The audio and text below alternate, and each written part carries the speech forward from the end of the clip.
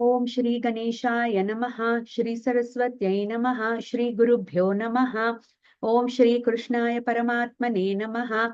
అందరికీ నమస్కారం అండి. భగవద్గీతలో 6వ అధ్యాయం ఆత్మ సంయమ యోగం చెప్పుకుంటున్నాము. కిందటి భాగంలో 24, 25, 26 శ్లోకాలు వివరించుకున్నాము. ఈ భాగంలో 27, 28 శ్లోకాలు వివరించుకుందాము. మనస్సును ధ్యానంలో నిలకడగా ఉంచడానికి 2 ముఖ్యమైన ప్రక్రియలను 24 నుండి 26వ శ్లోకం వరకు 3 శ్లోకాలలో చెప్పారు. మొదటి ప్రక్రియలో మనస్సుని ప్రాపంచిక విషయాల నుండి పక్కకి మరల్చాలి. రెండవ ప్రక్రియలో మనస్సుని ఆత్మయందు స్థితంగా నిలపాలి. ధ్యానం సిద్ధించాలంటే ఈ 2 ప్రక్రియలు అత్యంత ముఖ్యమైనవి అని చెప్పారు. మొదటి ప్రక్రియను 24, 25 2 శ్లోకాలలో చెప్పారు. రెండవ ప్రక్రియను 26వ శ్లోకంలో చెప్పారు. మనస్సుని ఇంద్రియ విషయాల నుండి మళ్లించి భగవంతుని యందే స్థితం చేసిన యోగికి ఏమొస్తుందో 27వ శ్లోకంలో చెప్తున్నారు. ఒకసారి 27వ శ్లోకం చదువుకుందాము. ప్రశాంత మనసం హ్యేనం యోగినం సుఖముత్తమం ఉపైతి శాంత రజసం బ్రహ్మభూతమకల్మషం. ప్రశాంత మనసం హ్యేనం యోగినం సుఖముత్తమం ఉపైతి శాంత రజసం బ్రహ్మభూతమకల్మషం. ఈ శ్లోకం యొక్క పద విభజన తెలుసుకుందాం. ప్రశాంత మనసం హి ఏనం యోగినం సుఖం ఉత్తమం ఉపైతి శాంత రజసం బ్రహ్మభూతం అకల్మషం. ఇప్పుడు ఈ శ్లోకం యొక్క పదాల యొక్క అర్థాలు తాత్పర్యం తెలుసుకుందాం. ప్రశాంత మనసం అంటే ప్రశాంతమైన మనస్సు కలిగి ఉన్నవాడు, శాంత రజసం రజస్తమో గుణాలకు కార్యాలైన ఆవేశ ఉద్వేగాలు తొలగిపోయినవాడు, అకల్మషం పాపపుణ్య రూపమైన దోషాలు లేనివాడు, బ్రహ్మభూతం అన్నింటినీ భగవత్ సంబంధంగా చూసేవాడు, ఏనం యోగినం ఈ యోగికి సుఖం ఉత్తమం సర్వోత్తమమైన ఆనందము ఉపైతి లభిస్తుంది.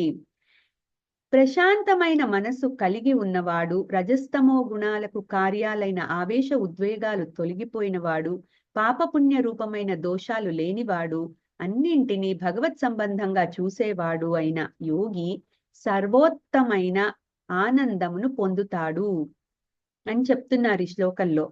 అంటే మనస్సుని విషయాల నుంచి పక్కకి మరల్చి, అంటే ప్రాపంచిక విషయాల నుంచి పక్కకి మరల్చి ఆత్మయందే స్థితంగా ఉంచిన యోగికి సర్వోత్తమమైన ఆనందం లభిస్తుంది అంటున్నారు.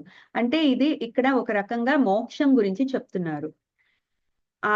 మనం ఏదైతే లిబరేషన్ అంటామో, అంటే దుఃఖరాహిత్య స్థితి ఏదైతే ఉంటుందో, దుఃఖరాహిత్యం అంటే సంసారం, ఈ సంసారంలోకి రావడం వెళ్ళడం ఇక్కడ అన్ని కష్టాలు అనుభవించడం, ఇవన్నీ కూడా దుఃఖాలు. అంటే సుఖాలు ఉన్నట్టుగా అనిపించిన కొన్నిసార్లు అది దుఃఖాలకే లీడ్ అవుతుంది అని, కాబట్టి అది 5వ అధ్యాయంలో చెప్పారు. సో అందుకని ఈ దుఃఖానికి పర్మనెంట్ లిబరేషన్ ఏదైతే ఉంటుందో, మోక్షము అంటే జన్మరాహిత్య స్థితి ఏదైతే ఉంటుందో అది పొందుతున్నాడు అని చెప్తున్నారు.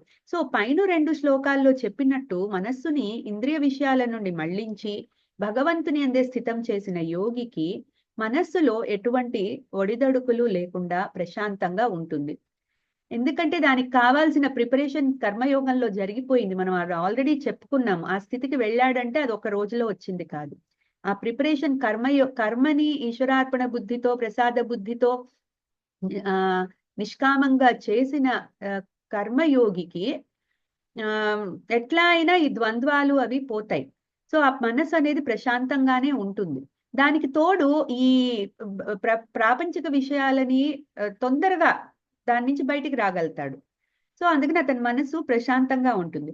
రజస్తమో గుణాల వల్ల మనసులోకి ప్రవేశించే రాగద్వేషాలు, వాటికి సంబంధించిన ఆవేశ ఉద్వేగాలు కూడా అన్ని తొలగిపోతాయి. ఎందుకు? ఈ జరిగే కర్మలన్నీ కూడా స్వభావం వల్ల గాని, లేకపోతే గుణాల వల్ల గాని, లేకపోతే ఇంద్రియాల సంపర్కం విషయాలతో జరిగినప్పుడు జరుగుతున్నాయి అన్న వివేకం అతనిలో ఉంటుంది. కాబట్టి వాటికి సంబంధించిన ఈ గుణాల నుంచి జనించే ఏదైతే ఆవేశ ఉద్వేగాలు ఉంటాయో అవన్నీ ద్వంద్వాలు అలాంటివన్నీ కూడా తొలగిపోతాయి. అందుకే మనసు ప్రశాంతంగా ఉంటుంది. ఇవన్నీ ఇంటర్ రిలేటెడ్. ఇవన్నీ పోయినప్పుడే మనసు అనేది ప్రశాంతంగా ఉండగలుగుతుంది. క్రమంగా అతనికి పాపపుణ్య సంస్కారాలు కూడా తగ్గిపోతాయి. ఎందుకంటే ఫస్ట్ ఆఫ్ ఆల్ నిష్కామంగా పని చేస్తున్నాడు కాబట్టి, ఇంక ఏది చేసినా కూడా ఈశ్వరార్థం పని చేస్తాడు కాబట్టి, ఆ పనికి సంబంధించిన రిజల్ట్ ఏది కూడా తను కర్తృత్వం తీసుకోడు కాబట్టి, ఆ కూడా పాపపుణ్యాలు కూడా అతనికి అంటవు. సో ఇవన్నీ కూడా రిలేటెడ్. ఎప్పుడైతే పాపపుణ్యాలు అంటవో, దాన్ని ఈ ఉద్వేగాలు ఉండవో, అట్లాగే గుణాలు, స్వభావం ఇవన్నీ కూడా కర్మలు వీటి వల్ల జరుగుతున్నాయని అర్థం చేసుకుంటాడో, ఇంకా ప్రతిదీ కూడా తను వేరు, ఈ ప్రపంచం వేరు, నేను ఒక ఆత్మస్వరూపుణ్ణి, నేను ఆనంద స్వరూపుణ్ణి అన్న ఆ ఆలోచన ఎప్పుడైతే వస్తుందో, ఇంక ఇవన్నీ కూడా సెపరేట్ చేసుకుంటూ వెళ్ళిపోతాడు. అది క్రమంగా జరుగుతుంది, ఒక రోజులో జరగదు. కాకపోతే ఆ విచారణ అనేది స్టార్ట్ అవ్వాలి. అది స్టార్ట్ అయినప్పుడు ఆ విచారణే మనకి ముందుకు తీసుకుని వెళ్తూ ఉంటుంది. సో ఆ పాపపుణ్య సంస్కారాలు కూడా అన్ని తొలగిపోతాయి. ఇంకా అతడు అందరిలో కూడా అంటే తనలో ఏ పరమాత్మ అయితే ఆత్మరూపంలో ఉన్నాడో, అదే అన్నిట్లో, ఆ పరమాత్మే అన్నింట్లో కూడా ఉన్నాడు, అంతటా వ్యాపించి ఉన్నాడు అన్న ఆ ధోరణి ఎప్పుడూ కూడా క్యారీ చేస్తూ ఉంటాడు. సో మనం 5th అధ్యాయంలో కూడా చదువుకున్నాం. విద్యా వినయ సంపన్నే బ్రాహ్మణే గవిహస్తిని శునిచైవ శ్వపాకే చ పండిత సమదర్శన. అంటే అటువంటి యోగి, అంటే అజ్ఞాని అందరిలో కూడా పరమాత్మని సమంగా చూస్తాడనమాట. సో అతనికి ఆ ఉపాధి భేదాలు అనేది ఏది ఉండదు. ఆ ఉపాధి భేదాలు తొలగిపోతాయి. అన్నిట్లో అందరిలో ఆత్మే కనిపిస్తుంది, పరమాత్మ కనిపిస్తాడు. సో ఎల్లవేళలా మనసు సమస్థితిలో ఉంటుంది. అందుకని ఆ భేదాలు ఎప్పుడైతే ఉండవో, అంతటా ఆత్మనే చూసే సమస్థితికి వెళ్ళిపోతాడు. సో ఇంకా అతడు తనలోనే తానే రమిస్తూ ఉంటాడు. ఆ ఆత్మని ఎప్పుడైతే పట్టుకున్నాడో, ఆ ఆత్మలోనే రమిస్తూ ఉంటాడు.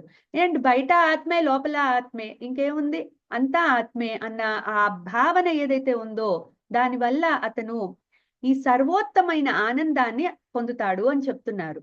అంటే బయట నుంచి ఆనందం రావట్లేదు, నాలోనే ఉంది, నేనే ఆనంద స్వరూపుణ్ణి అన్న ఆ భావనని ఎప్పుడూ కూడా ఆ జ్ఞానంతో ఉంటాడు అతను. అందుకని ఈ అందుకని సర్వోత్తమమైన ఆనందాన్ని పొందుతున్నాడు అని చెప్తున్నారు. ఈ శ్లోకంలో ఇందులో 3 లక్షణాలు చెప్పారు. అంటే ఏంటి, మొదట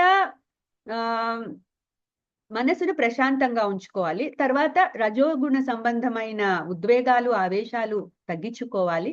ఆ తర్వాత అంతటా ఆత్మే ఉంది అన్న సమస్థితి భావన ఉండాలి. ఈ 3 లక్షణాలు ఆ యోగికి ఉంటాయని చెప్తున్నారు. అవి ఉంటాయి కాబట్టి ఆ ఆనందాన్ని, ఆ సర్వోత్తమమైన ఆనందాన్ని అనుభవిస్తాడని చెప్తున్నారు.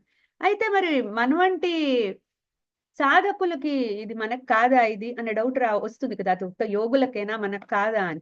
కానీ మనం కూడా ఇందులో నుంచి ఈ 3 లక్షణాలు అలవరుచుకోవడానికి గనుక ట్రై చేస్తే ఏదో ఒక రోజుకి ఆ స్థితికి వెళ్ళగలుగుతాం. అంటే ఈ 3 లక్షణాలు ధ్యాన యోగంలో మనకి తొందరగా నిలకడ సాధించడానికి ఉపయోగపడతాయి. సో అల్టిమేట్ గా ధ్యాన యోగంలో ప్రశాంతమైన మనసే మనకు కావాలి. ఆలోచనారహితమైన మనసు ఉన్నప్పుడే ధ్యాన యోగం అనేది సాఫీగా సాగుతుంది, ధ్యానం. అందుకని ఆ ప్రశాంతమైన మనసే అక్కడ బేస్. ఆ ప్రశాంతమైన మనసు కోసం ఏం చేయాలి, ప్రాపంచిక విషయాల పట్ల ఆరాటం తగ్గించుకుని, శాస్త్ర సంబంధమైన విషయాలను వింటూ, అధ్యయనం చేస్తూ, విచారణ చేస్తే మన వివేకము అనేది బుద్ధిలో వస్తుంది. ఆ వివేక జ్ఞానం ఎప్పుడైతే వస్తుందో, మనస్సుని అతి చంచలమైన మనస్సుని అచంచలంగా ఉండడానికి అది సహకరిస్తుంది. ఈ బుద్ధి అనేది గైడ్ చేస్తుంది మనస్సుని.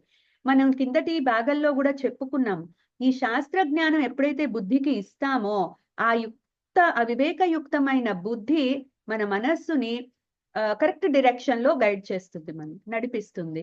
సో అందుకని మనకి ముఖ్యంగా ఈ 3 లక్షణాలు మనం కూడా అలవర్చుకుంటే మనకి ధ్యాన యోగంలో ఒక సాఫీ ప్రయాణం జరుగుతుంది. మనం ముందు నుంచి కూడా అనుకుంటున్నాము, శ్రీకృష్ణ పరమాత్మ ఇక్కడ మధ్య మధ్యలో జ్ఞాని లక్షణాలు ఎందుకు చెప్తున్నారు అంటే, మనలాంటి వాళ్ళం అవి తెలుసుకుని వాటిని అలవర్చుకోవడానికి ట్రై చేస్తాము అన్న ఉద్దేశంతో మధ్య మధ్యలో ఆ లక్ష్యాన్ని ఆయన గుర్తు చేస్తూ ఉంటారు. ఆ లక్ష్యము, ఆ లక్ష్యానికి కావాల్సిన లక్షణాలు ఇవన్నీ కూడా ఆయన మధ్య మధ్యలో గుర్తు చేస్తూ ఉంటారు. సో ఇది మనకు కూడా ఒక ఉపయోగమైన ఫ్యాక్టే. ఇవన్నీ తెలుసుకుని ఆ రకంగా గనక మనం ఉండగలిగితే ధ్యానము అనేది మనకు కూడా ఈజీ అవుతుంది. లేకపోతే కూర్చోవడమే కష్టమైపోతుంది ధ్యానంలో. సో చిత్త ఏకాగ్రత, చిత్తశుద్ధి ఈ 2 చాలా ఇంపార్టెంట్. చిత్తశుద్ధి ఏమో కర్మయోగం నుంచి వస్తుంది. చిత్త ఏకాగ్రత ఏమో భక్తి నుంచి వస్తుంది. సో ఈ 2 ఉండాలి మనకి ధ్యానంలో కూర్చోవాలి అంటే. భక్తితో ఏంటంటే మనం నమ్మిన పరమాత్మ భగవంతుడిని ఏ రూపమైనా సరే ఆ రూపం మీద భక్తితో విశ్వాసంతోటి గనుక కాన్సన్ట్రేటెడ్ గా గనుక మనం ధ్యానం చేయగలిగితే చిత్త ఏకాగ్రత, చిత్తశుద్ధి, ప్రశాంతమైన మనస్సు. సో ఈ 2 చాలా ఇంపార్టెంట్ ధ్యానానికి. ఈ 2 మనం అలవర్చుకోవడానికి ట్రై చేయాలి. ఇంకా ఆలోచనలే సంకల్పాలు అవుతాయి, అవే కోరికలు అవుతాయి, తర్వాత క్రియలుగా మారుతాయని మనం ముందు కూడా చెప్పుకున్నాము. సో వాటి వల్ల చెడు, మంచి చెడు, గెలుపు ఓటమి, రాగము ద్వేషము, ఇష్టము అయిష్టము, సంతోషము బాధ వంటి ద్వంద్వాలన్నీ కూడా మనకి మన మనసులో ఏర్పడి ఎందుకు విషయ సంపర్కం వల్ల, ఇంద్రియాలు విషయ సంపర్కం వల్ల ఆ సంకల్పాలు మనస్సులో, మన మనసు ఎప్పుడైతే అవి గ్రహిస్తుందో ఆ మనస్సులో ఆలోచనలు అవే కోరికలయ్యి, అవే క్రియలయ్యి, సో వాటి నుంచి వచ్చే రిజల్ట్స్ నుంచి మన మనస్సు ఎక్కించుకుంటుంది. అది ఎక్కించుకొని ప్రశాంతంగా మన మనసు ఉండనివ్వదు, మనల్ని ఉండనివ్వదు. అందుకని కర్మలను మళ్ళీ మనం ఎప్పుడు గుర్తుకు చేసుకోవాలి. కర్మలను అనాసక్తితో, ఈశ్వరార్పణ బుద్ధితో, ప్రసాద బుద్ధితో చేస్తే ఈ ద్వంద్వాలన్నీ కూడా తొలగిపోతాయి. సో ఇదే చిత్తశుద్ధి అని మనం ఇందాక చెప్పినట్టు, ఆ చిత్తశుద్ధికి కర్మయోగము కారణం. చిత్తశుద్ధి మనకి కర్మయోగం చిత్తశుద్ధిని ఇస్తుంది. అట్లీస్ట్ మనం ట్రై చేయాలి అది నిష్కామంగా పని చేయడానికి. ధర్మానుసారము పని చేస్తూ ఉంటే అనాసక్తితో నిష్కామంగా ఏ రోజుకైనా మనకి ఆ చిత్తశుద్ధి అనేది లభిస్తుంది. సో ఏ ఆలోచన అయినా సంకల్పము కాకముందే గనక నివారిస్తే ఇంకా ఇబ్బంది ఉండదు. సో ఇది మనం ప్రయత్నపూర్వకంగా చేయాలి. ఈవెన్ మనం ఎంత కర్మయోగాన్ని అనుష్ఠించినా కూడా ఈ ఇంద్రియ సంపర్కం అనేది జరుగుతూనే ఉంటుంది.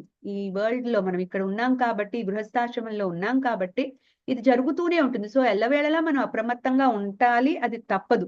సో ఎప్పటికప్పుడు మన ప్రయత్నం కూడా ఉండాలి. మానవ ప్రయత్నం చాలా ఇంపార్టెంట్ ఇక్కడ. ఎంత చిత్తశుద్ధి వచ్చినా సరే, లేకపోతే ఆ ప్రాసెస్ లో ఉన్నా సరే, అది అనుదినము అనుక్షణము మనము అది మనసులో అది దృఢంగా మనము పెట్టుకోవాలి. సో ఈ కామాలు వచ్చేది కోరికల నుంచే కాబట్టి, ఆలోచనల నుంచే కాబట్టి, మనం ఆలోచనల స్టేజ్ లోనే గనక అవి కట్ చేసేస్తే ఇంకా అవి సంకల్పాలు అవ్వవు, క్రియలు అవ్వవు. అందుకని ఇంకా అది చాలా ఇంపార్టెంట్ మనకి. సో అట్లాగే నిస్వార్థంగా పనిచేయడం వల్ల అది అలవాటు చేసుకుంటే రజోగుణ సంబంధమైన మానసిక వికారాలన్నీ కూడా తొలగిపోతాయి. సో ఈ 2 మన చేతుల్లో ఉన్నాయి. ఎక్కడికక్కడ మనసుని ప్రశాంతంగా ఉంచుకోవడము, అలాగే ఈ ఆవేశ ఉద్వేగాలు, ద్వంద్వాలు తగ్గించుకోవడం కూడా, ఇవి 2 మనం కూడా చెయ్యొచ్చు మన ప్రయత్నంతోటి. అలాగే కర్మయోగాన్ని అనుష్ఠిస్తే ఆసక్తే ఉండదు కాబట్టి, పనులను మనం ఎలాగో నియమబద్ధంగా ఈశ్వరార్థం ధర్మానుసారం చేస్తాం కాబట్టి అది చిత్తశుద్ధికి హెల్ప్ చేస్తుంది. ఇంకా దానివల్ల పాపపుణ్య రూపమైన దోషాలేవి మనకి అంటవు. ఎందుకు? అసలు అక్కడ మనకి కోరిక లేదు, దాని నుంచి కావాల్సిన రిజల్ట్ లేదు. అందుకని అక్కడ పాప పుణ్యము ఏది ఉండదు. కానీ మనం ఒక మంచి పని చేస్తే దానికి తగ్గ ఫలితం ఏ రకంగా వస్తుందంటే మనకి చిత్తశుద్ధి రూపంలో వస్తుంది. సో రిజల్ట్ ఉండదని కాదు, మనకు అక్కర్లేదు, ప్రాపంచిక రిజల్ట్ మనకు అక్కర్లేదు, కానీ మనం చేసిన పనికి రిజల్ట్ ఉంటుంది కదా, అది చిత్తశుద్ధి మనకి. సో అది ఆ చిత్తశుద్ధి మనకి పైకి ఎదగడానికి హెల్ప్ చేస్తుంది. సో ఈ 3 కూడా మన చేతుల్లో ఉన్నాయి కాబట్టి ఇది చాలా ఇంపార్టెంట్ శ్లోకం అండి. మనలాంటి సాధకులకి ఈ 3 లక్షణాలు గనక మనం గుర్తు చేసుకుంటే అదేంటి? 1 ప్రశాంతమైన మనసు, 2ది రజోగుణ సంబంధమైన వికారాలన్నీ తొలగించుకోవడం, అలాగే 3ది అన్నిటినీ పరమాత్మే ఉన్నాడు అని సమస్థితిలో మనం ఉండగలగడం. ఆ ఉపాధి భేదాలని తొలగించుకుని సమస్థితి అలవాటు చేసుకుంటే కొంతవరకు మనకి మన మానవ ప్రయత్నంతో కూడా మనము ఈ ఆధ్యాత్మిక మార్గంలో ముందుకు వెళ్ళగలుగుతాము. సో ఇది చాలా ఇంపార్టెంట్ శ్లోకం. ఈ 3 లక్షణాలు గుర్తు పెట్టుకుంటే మనకి ఆధ్యాత్మిక పురోగతి చాలా తొందరగా వస్తుంది. ఇంకా 28వ శ్లోకంలో ఎప్పటి వరకు ఈ ధ్యాన యోగ సాధన చేయాలి? మనకి డౌట్ వస్తూ ఉంటుంది. ఓకే, నాకు చిత్తశుద్ధి వచ్చింది. నాకు పరమాత్మ అనుభవం అయ్యింది. నేను ఇంకా ఆపేయచ్చా ఈ ధ్యాన యోగము? లేతే ఎప్పటి వరకు ఇది కొనసాగించాలి? దానికి బారోమీటర్ ఏంటి? అని ఒక్కొక్కసారి మనకి డౌట్ వస్తూ ఉంటుంది. సో, దీనికి సమాధానం కూడా శ్రీకృష్ణ పరమాత్మే చెప్తున్నారు. సో 28 శ్లోకంలో ఏం చెప్తున్నారంటే, యుంజన్నేవం సదాత్మానం యోగి విగత కల్మషః సుఖేన బ్రహ్మ సంస్పర్శం అత్యంతం సుఖమశ్నుతే. యుంజన్నేవం సదాత్మానం యోగి విగత కల్మషః సుఖేన బ్రహ్మ సంస్పర్శం అత్యంతం సుఖమశ్నుతే. ఈ శ్లోకం యొక్క పద విభజన చూద్దాం. యుంజన్ ఏవం సదా ఆత్మానం యోగి విగత కల్మషః సుఖేన బ్రహ్మ సంస్పర్శం అత్యంతం సుఖం అశ్నుతే. ఇప్పుడు ఈ శ్లోకంలో ఈ పదాలకు అర్థాలు తెలుసుకుందాం. యుంజన్నేవం సదాత్మ పెట్టినవాడు, యోగి విగత కల్మషః కల్మషాలన్నీ పోగొట్టుకున్న వాడైన ధ్యాన యోగి. ఇక్కడ ధ్యాన యోగ విఘ్నాలను దాటేసిన యోగి అని కూడా అనుకోవచ్చు. ఇక్కడ మనం ధ్యాన యోగి అని ఎందుకు అంటున్నాం అంటే, కర్మయోగి ఇక్కడ ధ్యానంలో స్థితంగా ఉన్నప్పుడు ధ్యాన యోగి అవుతాడు అతను. ఇదే ధ్యాన యోగి గనక జ్ఞానాన్ని అనుభవపూర్వకంగా తెలుసుకుంటే జ్ఞాన యోగ అవుతాడు అతను. సో ఇవన్నీ స్టేజెస్ అన్నమాట. సో ఫస్ట్ కర్మయోగిగా ఉన్నాడు, ఇప్పుడు ధ్యాన యోగిగా ఉన్నాడు, తర్వాత జ్ఞాన యోగిగా ఉంటాడు. సో ఇవన్నీ లెవెల్స్ ఈ మన ఆధ్యాత్మిక మార్గంలో. సో ఈ యోగి అనే వర్డ్ ఇష్టం వచ్చినట్టు మనం వాడకూడదు. ఎక్కడ అంటే ఒక్కొక్క లెవెల్లో వాళ్ళు ఏ లెవెల్లో ఉన్నారన్న దాన్ని బట్టి ఆ యోగికి మీనింగ్ ఉంటుంది. సో ఇక్కడ ధ్యాన యోగి ఎందుకు ధ్యానంలో ఉన్నాడు, ధ్యానంలో అతను స్థితంగా ఉన్నాడు కాబట్టి ముందు శ్లోకంలో దానికి అన్వయించుకోవాలి మనం. ఆ ముందు శ్లోకంలో అతను ఆ ధ్యాన యోగం సిద్ధించుకుని సర్వోత్తమమైన ఆనందాన్ని పొందుతాడని చెప్పాడు కదా, పొందుతున్నవాడై ఉంటున్నాడని చెప్పాడు కదా. ఆ 3 లక్షణాలు గనుక ఆ 3 లక్షణాలు ఉన్నాయి కాబట్టి అతనిలో. సో అందుకని అతను ధ్యాన యోగి అయిపోయాడు. ఇప్పుడు ఈ కర్మయోగి నుంచి ధ్యాన యోగి అయ్యాడు. అందుకని ధ్యాన యోగి అంటున్నా ఇక్కడ. సుఖేన బ్రహ్మ సంస్పర్శం ఏ కష్టము లేకుండా పరమాత్మతో ఏకీభావాన్ని అనుభవిస్తూ అత్యంతం సుఖం అశ్నుతే అంతం లేనటువంటి ఆనందాన్ని పొందుతాడు, లేకపోతే పొందుతున్నాడు. సో పైన శ్లోకంలో చెప్పిన విధంగా తన మనస్సుని బాగా నిగ్రహించి ఎల్లవేళలా పరమాత్మ పైన నిలబెట్టిన యోగి కల్మషాలన్నీ పోగొట్టుకుని ఏ కష్టమూ లేకుండా తన ఆత్మను పరమాత్మతో ఏకం చేసి అంతం లేనటువంటి ఆనందాన్ని పొందుతున్నాడని చెప్తున్నారు. పైన శ్లోకంలో చెప్పినట్టు మనస్సులో రజోగుణ సంబంధమైన ద్వంద్వాలు, ఆవేశ ఉద్వేగాలు పోగొట్టుకుని పాపపుణ్య రూపమైన దోషాలు లేని యోగి ప్రశాంతమైన మనస్సు కలిగి ఉండి అన్నింటినీ అందరినీ భగవత్ స్వరూపాలుగానే చూస్తాడు. తనలో ఉన్న ఆత్మే ప్రపంచమంతా వ్యాపించి ఉంది అన్న ఎరుకతో ఉంటాడు. అందువల్ల అతడు ఎప్పుడూ ఆనంద స్థితిలోనే ఉంటాడు. ఇది ముందు శ్లోకంలో కూడా మనం చెప్పుకున్నాం. ఈ విధంగా ప్రశాంతత కలిగిన మనస్సును ఎల్లవేళలా పరమాత్మ పైన నిలిపి ధ్యానం చేసే యోగి తేలికగా పరమాత్మను అనుభవంలోకి తెచ్చుకోగలుగుతాడు. తన ఆత్మను పరమాత్మతో ఏకం చేసి పరమాత్మతో ఏకత్వ భావన పొందుతాడు. జీవించి ఉండంగానే పరమాత్మను దర్శించి ఆ ఆనందాన్ని అనుభవిస్తాడు. తానే బ్రహ్మమై ఉన్నాను అన్న పూర్తి జ్ఞానంతో ఉంటాడు. అంటే అద్వైత స్థితి, నేను వేరు పరమాత్మ వేరు కాదు, నేను పరమాత్మ ఒకటే. అంటే నాలో ఉన్న పరమాత్మే నా ఆత్మ రూపంలో నాలో ఉన్నాడు అని ఆ అనుభవంలోకి తెచ్చుకోవడం, ఆ ఆనందమే బ్రహ్మానందము. సో నాకు బ్రహ్మానికి తేడా లేదు, నేనే బ్రహ్మమై ఉన్నాను, అహం బ్రహ్మాస్మి అనే స్థితికి వెళ్ళిపోతాడు అతను. అయితే ఇటువంటి యోగి ధ్యాన విఘ్నాలు దాటిపోయే వరకు సాధన చేస్తే ఈ స్థితి లభిస్తుంది. ధ్యాన విఘ్నాలంటే ఏ రకంగా అయినా కావచ్చు. అది ఎట్లా అయినా ధ్యాన విఘ్నాలు కలగచ్చు. మనకి గృహస్థాశ్రమంలో ఇంకా విఘ్నాలకి కొరతే ఉంటుంది. ఏదైనా ఒక విఘ్నం వచ్చింది అంటే అది కంటిన్యూ అవుతూనే ఉంటుంది. మనకి మళ్ళీ బ్యాక్ టు నార్మల్ రావడానికి చాలా టైం పడుతుంది. మనందరికీ అది అనుభవం అవుతూనే ఉంటుంది. అయితే ఈ విఘ్నాలు ఏ విఘ్నం వచ్చినా సరే నా సాధన నేను మానను, నా సాధనలో నేను కంటిన్యూ అవుతాను అన్న దృఢ సంకల్పం ఎప్పుడైతే ఉంటుందో, అందుకే అత్యంత పట్టుదల కావాలని మనం ముందు శ్లోకాలలో కూడా చెప్పుకున్నాము. ఇక్కడ పట్టుదల చాలా ధృతి గృహీతయ అంటాడు కదా. అంటే మన బుద్ధికి ఎక్కిచ్చేయాలి అది. ఆ బుద్ధికి ఎప్పుడైతే శాస్త్ర జ్ఞానంతో పాటు ఈ పట్టుదలని సంకల్పాన్ని ఎక్కిస్తామో ఆ బుద్ధి మనని ప్రాపర్ గా గైడ్ చేస్తూ ఉంటుంది. సో మనం బేసిక్ గా చేయాల్సింది ఈ ధ్యాన విఘ్నాలు దాటడానికి ముందు బుద్ధికి ఈ కావాల్సిన జ్ఞానాన్ని మనం ఇవ్వాలి. అది శాస్త్ర జ్ఞానం. అనుభవ జ్ఞానం తర్వాత వస్తుంది, కానీ శాస్త్ర జ్ఞానమే ఫస్ట్. ఆ శాస్త్ర జ్ఞానాన్ని మనం విజ్ఞానం లాగా ఎలా మార్చుకుంటామో అది ఇవన్నీ తర్వాత కూడా చెప్తాడు శ్రీకృష్ణ పరమాత్మ. బట్ ఫస్ట్ అయితే శాస్త్ర జ్ఞానం చాలా ఇంపార్టెంట్. అప్పుడు మన బుద్ధికి అది ఇచ్చినప్పుడే అది మనని కరెక్ట్ డైరెక్షన్ లో గైడ్ చేస్తుంది. సో ఇంకా ఎప్పుడైతే మనం మన బుద్ధి మనస్సుని ప్రాపర్ గా గైడ్ చేస్తుందో ఆ మనస్సు సర్వకాల సర్వావస్థల్లోనూ ఆ యోగంలో నిలిచిపోతుంది. అంటే మనము ధ్యానం చేసేటప్పుడే కాదు, ఈవెన్ మనం ఈ మామూలు పనులు చేస్తున్నా కూడా ఆ యోగ స్థితిలోనే ఉండిపోతాం మనం. అది మనకి ఎవరైనా అనుభవజ్ఞుల్ని గనక అడిగితే వాళ్ళు చెప్తారు how much they are enjoying అనేది. అంటే వాళ్ళు పని చేస్తూనే ఉంటారు, కానీ వాళ్ళు ఎక్కడో కోల్పోయినట్టు, ఎక్కడో ఆలోచిస్తున్నట్టు మనకు కనిపిస్తూ ఉంటుంది. చాలా మందిని మనం చూస్తూ ఉంటాము, మనతో మాట్లాడుతూనే ఉంటారు, కానీ సడన్ గా ఎక్కడికో వెళ్ళిపోయినట్టు అనిపిస్తుంది. అంటే వాళ్ళు ఆ ధ్యాన స్థితిలో ఉన్నారు. వాళ్ళు ప్రపంచంలో పనులు చేసుకోవాలి, కర్మలు వదలకూడదు కాబట్టి కర్మలు చేస్తున్నారు, కానీ వాళ్ళ ఆ ధ్యాన స్థితిలో ఎప్పుడూ ఉండిపోతారు. సో ఆ మనస్సులో ఫస్ట్ ఆఫ్ ఆల్ వికారాలు లేవు. తర్వాత రజోగుణ తమోగుణ సంబంధమైన ఎటువంటి వికారాలు లేవు. మనసు ప్రశాంతంగా ఉంది. తర్వాత అనుభవ జ్ఞానం, శాస్త్ర జ్ఞానంతో పాటు అనుభవ జ్ఞానం ఉంది. ఇంక ఇవన్నీ వచ్చిన తర్వాత ఇంకా ఆ మనస్సు అనేది ఆ ధ్యాన యోగంలో నిలిచిపోతుంది.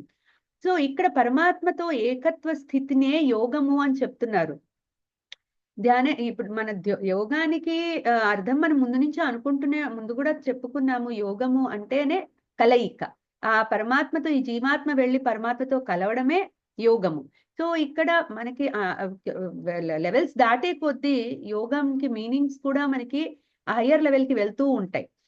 సో ఇక్కడ ఆ ఏకత్వ స్థితి అంటే ఆత్మ పరమాత్మ ఒకటే అన్న ఏకత్వ స్థితి ఏదైతే ఉందో అది ఇప్పుడు ఇక్కడ యోగము. ఈ స్థితిలో ఆ యోగికి పాపపుణ్య రూపమైన కల్మషాలన్నీ తొలగిపోయి అత్యుత్తమైన ఆనందము ఏ కష్టము లేకుండా పొందుతాడు. ఇంకా అతను పడాల్సిన కష్టం ఎక్కడుంది అంటే మనస్సుని ప్రశాంతంగా ఉంచుకోవడము, చిత్తశుద్ధి తెచ్చుకోవడం. అక్కడ గనక బేసిక్ వర్క్ చేసేసుకుంటే ఇంకా ధ్యాన యోగంలో అతను పెద్ద కష్టపడక్కర్లేదు. సాధన నియమబద్ధంగా చేసుకుంటూ ఉంటే ఏదో అతి త్వరగా ఆ ఆనందం అనేది అతనికి దగ్గర అవుతుంది. సో ఇది ఏ కష్టము లేకుండా పొందుతాడు అని చెప్తున్నారు. సో ఆ పరమాత్మతో ఏకీభావ స్థితిలో కలిగే అత్యున్నతమైన ఆనందంను చెప్పడానికే సుఖేన బ్రహ్మ స్పర్శం అత్యంతం అనే పదాలతో చెప్తున్నారు. ఈ ఆనందము ప్రాపంచిక వస్తువుల నుండి పొందే ఆనందానికి చాలా విభిన్నమైనది. అసలు ఇట్స్ ఇన్కంపారబుల్, ప్రైజ్లెస్ అన్నమాట. సో ప్రాపంచిక వస్తువుల నుండి పొందే సుఖాలు, ఆనందాలు వచ్చిపోయే తత్వాలు కలవి. అవి సత్వ రజ తమో గుణాల నుండి జనించేవి. వాటికి బ్రహ్మస్పర్శ సాధ్యం అవదు, ఎందుకంటే అదంతా ప్రాపంచికము. సో లౌకిక విషయ సంపర్కం నుంచి వచ్చే ఏ ఆనందము బ్రహ్మమును మనం తెలుసుకోనివ్వవు అసలు. ఎందుకు మనం ఇక్కడిక్కడే కొట్టుకుంటూ ఉంటాము. సో వాటి నుండి విముక్తి పొందినప్పుడు బ్రహ్మ సంపర్కం మనకి కలుగుతుంది. అప్పుడు ఆ బ్రహ్మానందము పొందగలుగుతాము. సో ఇక్కడ బేసిక్ గా ఏంటి అంటే విషయ సంపర్కము ఇంద్రియాలకి ఉన్నంతసేపు మనం బ్రహ్మాన్ని తెలుసుకోలేము. సో అది తెలుసుకోవాలంటే ఫస్ట్ దీని నుంచి బయటికి రావాలి. అదే ముందు శ్లోకంలో చెప్పారు. సో బ్రహ్మంతో ఏకత్వ స్థితి ఇచ్చే ఆనందము అత్యున్నతమైన ఆనందము. ఎందుకంటే జీవుడి సస్వరూపము అదే గనుక సస్వరూప ఆ అనుభవమే పరమానందము. సో ఆ అనుభవ జ్ఞానమే పరమానందము, అదే బ్రహ్మానందము, ఇంకా అదే మోక్షము, అదే ముక్తి, అన్ని అదే. ఆ ఏకత్వ స్థితి పొందడమే మనకి అత్యున్నతమైన బ్రహ్మానందం అని చెప్తున్నారు. సో పైన శ్లోకంలో చెప్పిన విషయమే ఇక్కడ మళ్ళీ చెప్తున్నారా అని డౌట్ మనకి వస్తుంది. కానీ మనం అర్థం చేసుకోవాల్సింది ఏంటంటే కర్మయోగి ధ్యాన విఘ్నాలను పట్టించుకోకుండా అనుభవ జ్ఞానము వచ్చే వరకు పట్టుదలతో కృషి చేస్తే పరమాత్మతో ఏకత్వ స్థితి పొందినాక ఇంకా ఏ కష్టము లేకుండా ఆ స్థితిలో నిలిచిపోగలుగుతాడు అని భగవానుడు ఇక్కడ హామీ ఇస్తున్నారు. అంటే ఒకసారి ఆ స్థితి పొందిన తర్వాత ఇంకా జారిపోవడం అనేది ఉండదు. నువ్వు అక్కడ వరకు వెళ్ళడమే నీ కష్టం. ఆ తర్వాత ఆ ఆనందం కష్టం లేకుండా పొందుతావు. ఆ తర్వాత ఏ కష్టము పడకుండా దాన్ని నిలుపుకోగలుగుతావు కూడా అని చెప్తున్నారు. ఎందుకంటే అక్కడ ఆ స్టేట్ లో ఇంకా జ్ఞానము పరిపక్వత పొందేసింది. సో ఇక్కడ విగత కల్మషః అనే పదానికి ఇదే అర్థము. అంటే విగత కల్మషః అంటే అన్ని కల్మషాలు పోగొట్టుకొని ఆ ధ్యాన యోగ ఇవేవైతే ఉన్నాయో విఘ్నాలు అన్ని ఏవి పట్టించుకోకుండా ఆ ఆ స్థితి దాకా వెళ్ళడము ఇక్కడ చాలా ఇంపార్టెంట్. ఆ వెళ్ళిన తర్వాత అక్కడ నిలిచిపోతాడు ఇంకా. దాని నుంచి నువ్వు ఇంకా జారిపోవు అనే హామీ శ్రీకృష్ణ పరమాత్మ ఇస్తున్నాడు.